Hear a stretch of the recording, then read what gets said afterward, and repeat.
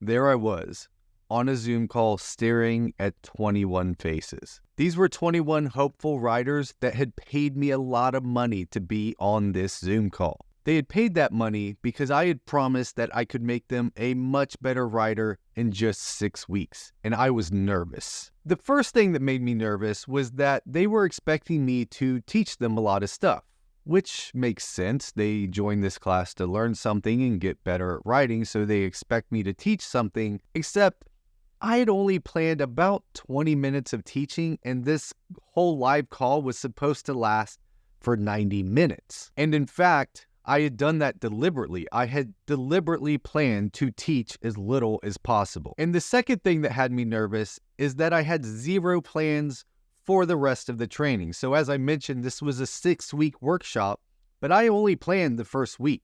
There was no syllabus, there was no other slide decks. I really had no idea what we would be doing in the additional 5 weeks of the workshop.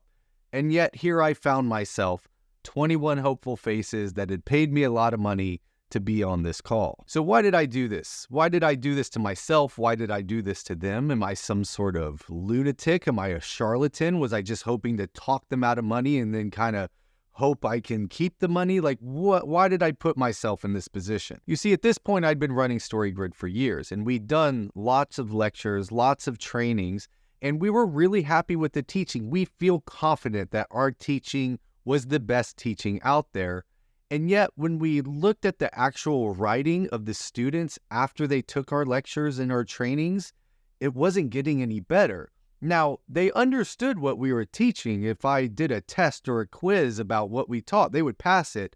But when I looked at their actual writing, it wasn't getting better, and that was really, really bothering me. It forced me into this place where I had to ask some really hard questions about what we were doing at StoryGrid, because we knew we were teaching great stuff. People were buying the training. They were even saying they liked the training, but they weren't becoming better at writing. So I had to step back and look at everything that we were doing, and then it hit me. So let's imagine that you don't know how to ride a bike, and there's some other people that don't know how to ride a bike. So I decided to hold a 3-day training on how to ride a bike. And in fact, I hire Neil deGrasse Tyson, the famous astrophysicist, to come in and explain for 3 days, to teach the whole thing on how bikes work, all the physics around it, how steering works, how balance works, and you sit there and you take dutiful notes. And at the end, you will know logically and practically how a bike works and how you can ride a bike. But then at the end of this 3-day training from a world-class astrophysicist who's great at teaching, if I put you on the bike, you're going to just fall off the bike. So why is that? Why is that if I just taught you how to ride a bike, you can't actually ride a bike? Well, that's because propositional learning, which is just learning a lot of logical rules, is completely different than experiential learning. Those are two different things. So a way better use of our time, if I wanted to teach you how to ride a bike, is not to stick you in a classroom in a chair and teach you all the intricacies of riding a bike. Instead, I should give you like a 5-minute primer and then put you on a bike and tell you to give it a try. And then if we just did that, where you tried riding a bike, you fell off, and then I gave you just a little bit of instruction of what to try next, and then you tried again, you'd probably learn how to ride a bike in less than a single day, and we would save that 3 days of learning and boredom and not actually learning how to ride a bike. So what we see in experiential learning is you have to learn a little bit, go try it, and then get feedback. Now, if you're riding a bike, the feedback is, I fell off the bike, but the feedback could also be somebody watching you and telling you how you can try it differently. So this is why in that first week of my workshop, I did very little training, because here's what I know. It doesn't actually help. Yes, you need a little bit of training to get you started, but the most important thing is that you actually give it a try. So this is why I taught so little in my first week of the workshop, is because I knew it wouldn't help. Now, the students would feel like they learned something, but if they actually went and tried to apply it, they wouldn't be any better at the writing. So if I did barely any teaching in these workshops, what did I do instead? If I did 20 minutes of teaching, but it's 90 minutes long, what am I going to do for the rest of that time? So before I can talk about that, let's talk about how the federal government trains people to spot counterfeit money. I always assume that the way they do this is they have all these different counterfeits and they train all of the people on how to spot all these different counterfeits. Maybe they say these are all the different ways people will counterfeit money, and you've got to figure out all these different ways. Nope. Now they do a little bit of that, but the vast majority of what they do is study the real thing. They spend time studying the real money, and that allows them to have the knowledge and the experience to spot the fake money. So instead of me teaching the principles of great writing, we just studied great writing. I pulled scenes from Harry Potter and the Sorcerer's Stone and Pride and Prejudice and The Girl with the Dragon Tattoo and many other great writers, and we studied those. We looked at how writers used the 5 commandments of storytelling, objects of desire, great valence language, all the different things that go into writing great scenes. Instead of me just teaching them, we looked at great writing and how great writers put this stuff into practice. So that's the first thing I did instead of teaching. Instead of just blabbing on about all the principles, we actually looked at great writing and saw how the principles were being put into practice. So what was the next thing that I did since I wasn't doing much training? So let's go back to that bike riding thing. To learn how to ride a bike, you don't sit in a classroom and learn about bikes. You get on a bike, you try, you fail, you get some feedback, and then you go try again. So in my workshop, once I did the little tiny bit of teaching and then we looked at great writing, I gave people homework, told them to go try it, and then I ended the call. I knew at that point if I just kept talking and trying to explain, it would actually make it worse and harder to put stuff into practice. So I just sent people home, gave them homework on what to write, and told them to give it a try, and then they could turn it in. And so then that would allow me to look at each individual person's writing, see how they were messing up, so I could tell them what they were doing right, what they were doing wrong, and then give them homework on what they needed to fix in the next round.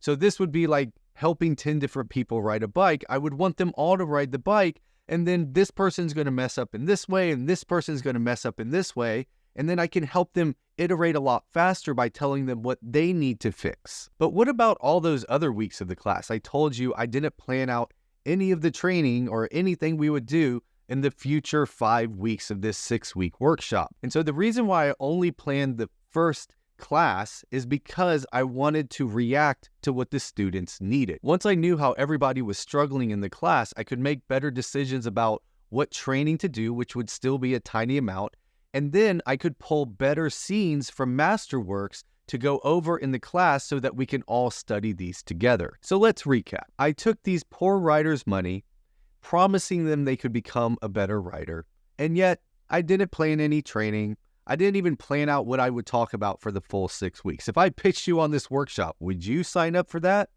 And yet I knew, I had this hunch that this would work way better than if I built a huge slide deck and just trained, because I realized writing is an experiential learning process, not a propositional learning process. But the proof is in the pudding. So what happened as a result of running the class this way? So first off, one of the ways I got people to sign up for this crazy class is I promised to refund them. So if they went through the class and they weren't happy with it, I would give them their money back, and not a single person asked for their money back. Then I also sent out a survey, and I told them, be brutally honest, and if they wanted to, they could stay anonymous. And all the feedback I got was really good. In fact, 100% of the students said they had become significantly better at writing by the end of the class. And even better, a huge majority of them were willing to go on record and say publicly how much they love the class, and they went on to take future classes, because how else are you going to judge this stuff? But forget all of that. Here's what I care about. This is why I did the class in the first place. Did they get better at writing? And when I went back and compared the first scenes they wrote to the last scenes they wrote, every single person in the class got better. Now, understand what I'm saying. I did almost no training. I did like a quick overview of some principles. Then all we did was look at great writing. I had them go try it, and I gave them feedback. And when in our other trainings, writing didn't really get better, I saw writers get significantly better. Because, and this is the big thing, I've already said it, I'm going to say it again, writing is an experiential process. You have to learn how to do it and get feedback. That's the way you get better. So at this point, you might be wondering, well, feedback, what were you giving feedback on? What kind of things were you judging their scenes against? Now, I have a whole video on what that is, the top 10 things that people do wrong in writing their scenes. That is down in the description. It should be on your screen somewhere as well. So click there. That's the next video you should watch, because that's going to walk you through how to actually not make these mistakes in your own scene writing. Now, if you're wondering who I am Tim Grahl. I'm the CEO of StoryGrid, and I'm the author of Running Down a Dream, The Threshing, and Your First 1,000 Copies. My partner is the creator and founder of StoryGrid, Sean Coyne, and everything I teach in this training and everything we do is based on his 30+ years of research, writing, and editing experience. And also, I would just be a very bad CEO if I didn't mention on here, you can actually take one of these trainings with us. So if you go down the description, there's a link there where you can find out more about the trainings and you can join us for a future one. But either way, thanks so much for being on this video. Thanks for being a writer, and I'll see you down the road.